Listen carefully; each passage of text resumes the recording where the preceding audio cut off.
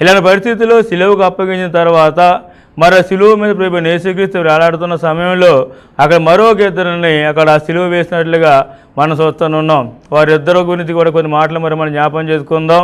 ఈరోజు ఏర్పాటు చేసిన సందర్భం మరి వాళ్ళిద్దరి నిమిత్తమే కాబట్టి ఇప్పుడు వాక్యం చదువు మనం వాక్యాన్ని ధ్యానం చేసుకున్నప్పుడు లోక సువార్తలో 23వ అధ్యాయము 32వ వచనాన్ని మరి ఒకసారి మనం చదువుకుందాం.